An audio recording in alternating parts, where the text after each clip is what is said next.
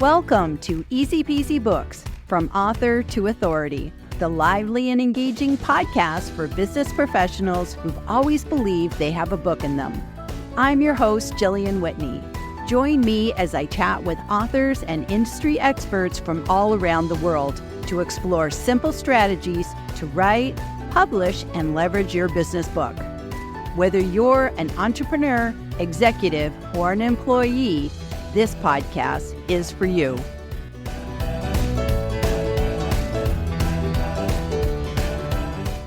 Hello, everybody, and welcome back to another episode of the Easy Peasy Books podcast.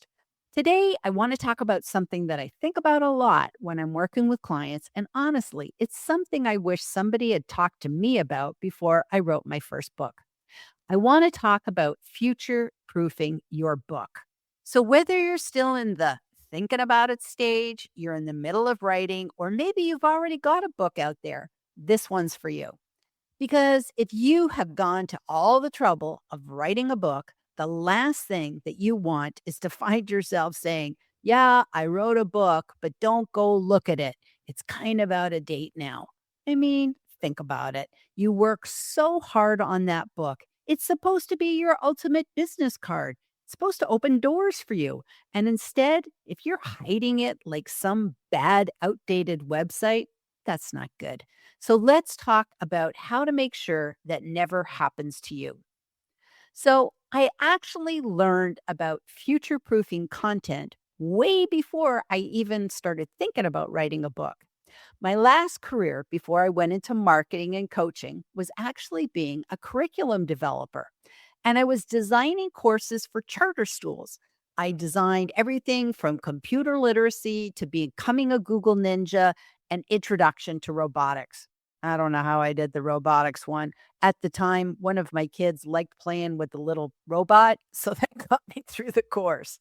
And what I discovered was the students weren't the only ones taking my courses. The parents were taking them too, especially the Google Ninja one. And quite honestly, it made me think, you know what?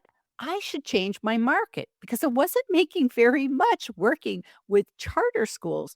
And I thought adults would probably pay a lot more for courses than if it was just for students.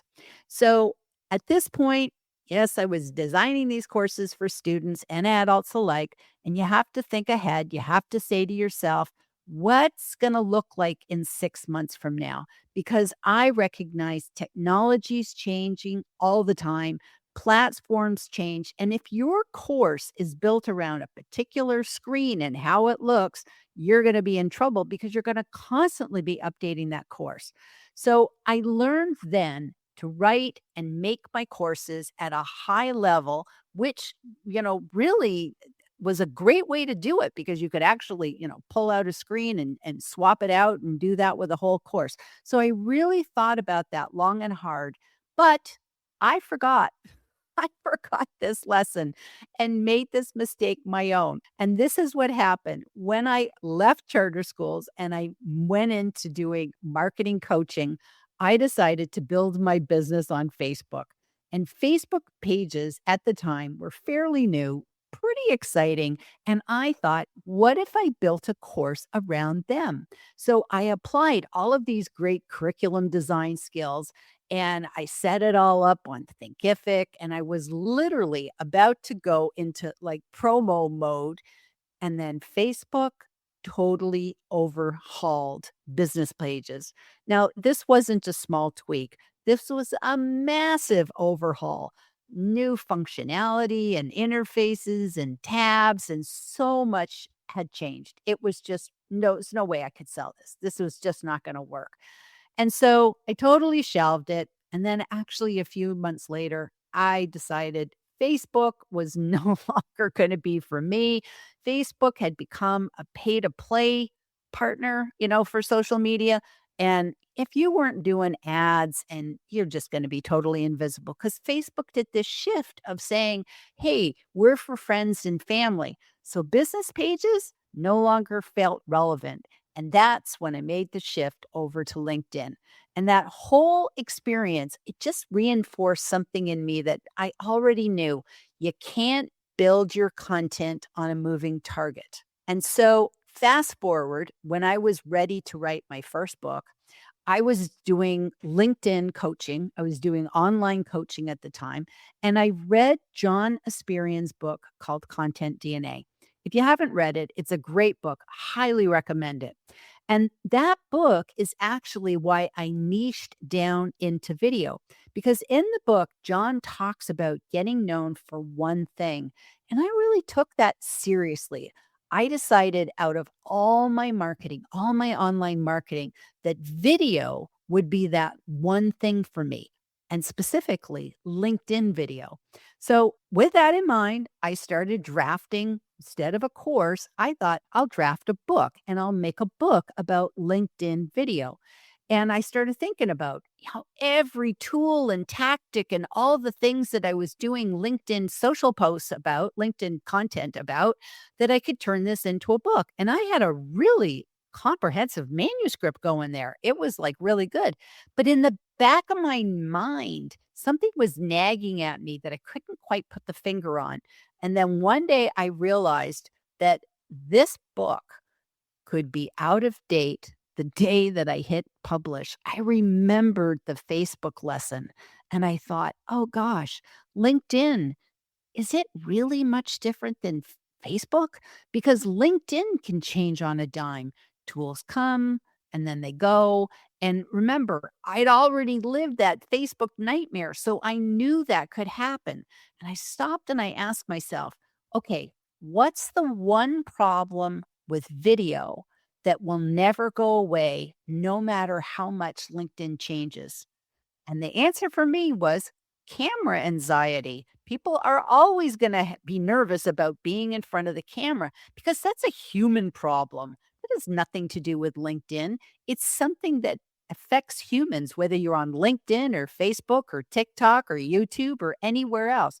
Many of us feel uncomfortable on camera. And so that's why I wrote my first book, How to Feel More Comfortable on Camera. And I can tell you that that book has never gone out of date. It has stood the test of time because I built it on a concept, and doing that just makes it rock solid. So, I want to be totally transparent and honest with you guys because I don't want you to think that, the rules are for me and for everybody else is different, because I messed up with my second book.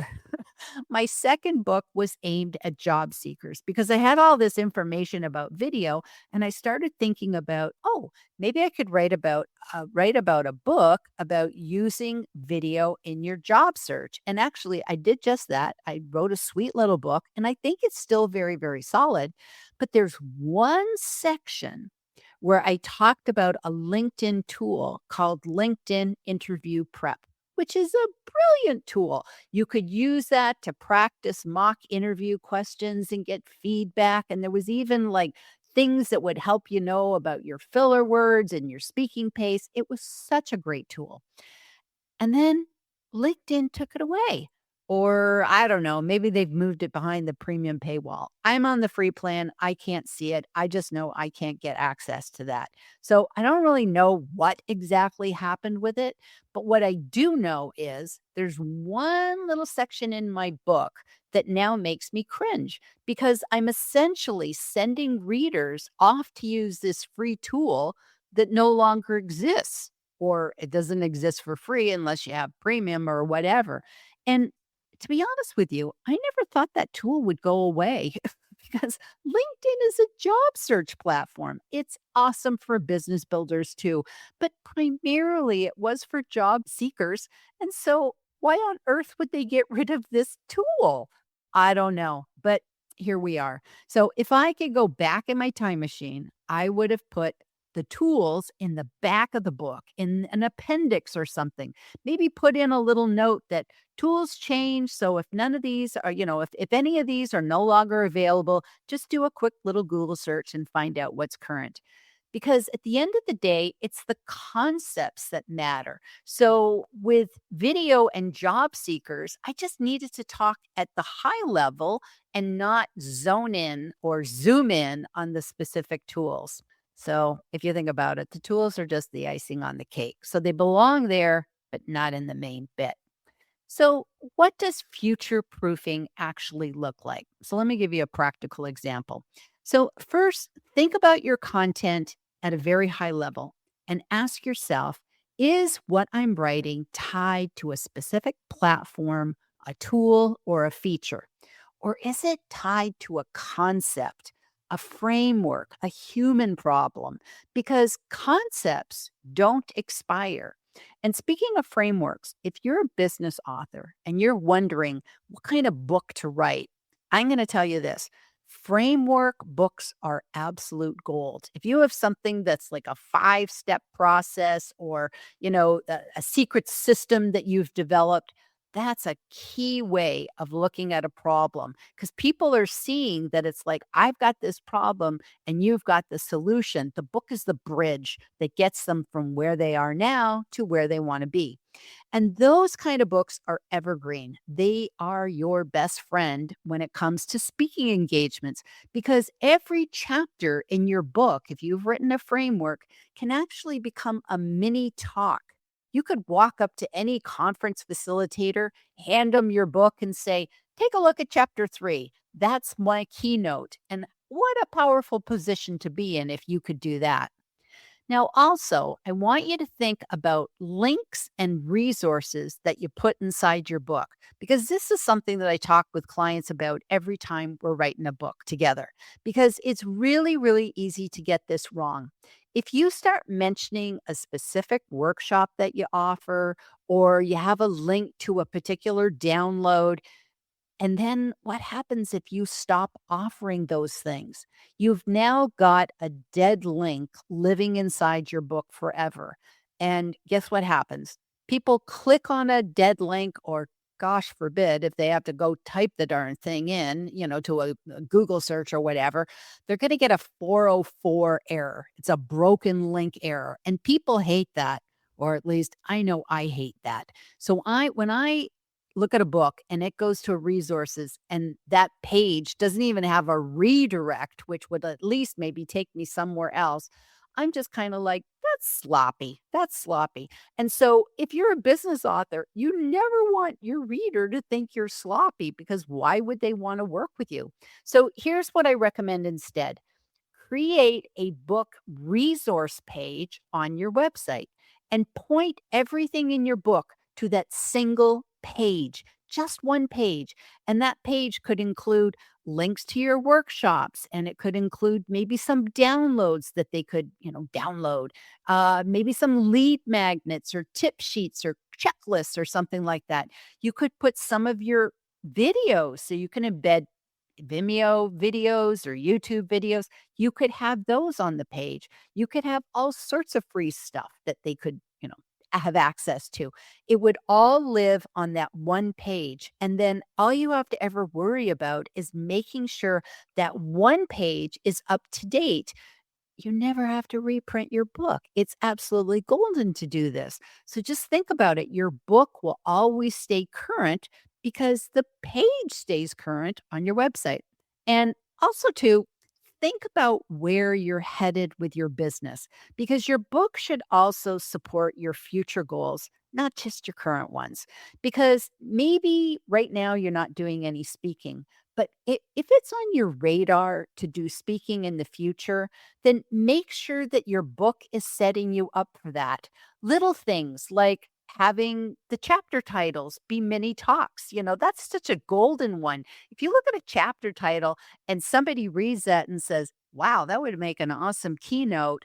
Even if you haven't done that keynote yet, you have the content, you have the beginning frame or outline in your chapter.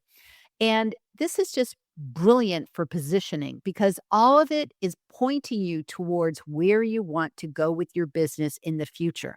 And one little extra thing that I tell my clients to do is on the copyright page, think about offering bulk discounts because if you're a speaker and you wanted to go and speak at a particular organization, maybe you'd like them to buy a copy of your book for everybody in attendance. So you could offer a bulk discount. I suggest giving them the author price, your author copy price. And if they buy a copy for everybody in attendance, how awesome would that be? So again, you don't have to be a speaker yet, but think moving forward. Now, what if you already have a book out there and you're listening to this and thinking, oh, my book is out of date? First of all, I don't want you to panic and I don't want you to hide your book like it's some sketchy website. If it's just a small update, like fixing a few typos or swapping out one reference, that's really manageable. And if it's enough of an overhaul that really warrants this being called a second edition, you got a little bit more work cut out for you. You're going to need to go, in addition to the writing, you're going to need to go through the editing process again. You're going to have to invest in a new ISBN. You'll have to update the cover and so on. It's not nothing, but in actuality, it's really not too big of a deal. But here's what I always tell my clients: it doesn't have to take forever. I was recently speaking with a client of mine who felt that their book had some really bad, outdated sections, but he was just way too close to it and he just couldn't see clearly to updating it himself. And that's actually really common. That's kind of known as the curse of knowledge. And it's real and it happens. And when you have been living with your own content for years and years, it starts to become a blur. You need that distance.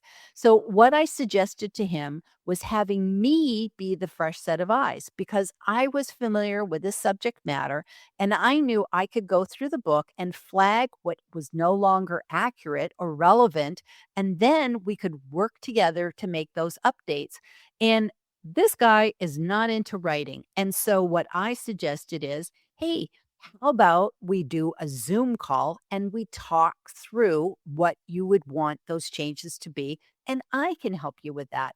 So these are just easy peasy ways to get that book updated. Do it yourself or get a little bit of help. So, the last thing that I want to talk about is I want to talk about audiobooks because this is where future proofing really matters. When you revise a printed book, it's absolutely doable. Yeah, it's work, but it is doable. But when you revise an audiobook, whew, it's a whole other story. And I listen to audiobooks all the time. I'm a big fan of audiobooks. And I can tell you quite honestly, I can tell you when an audiobook has been patched.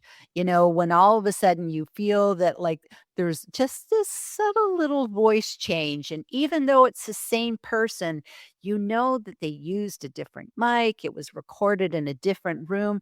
And I can tell you that even if it's slight, it's jarring. You're just like, what? Your brain just has a little, wakes up a little bit and it just doesn't feel good.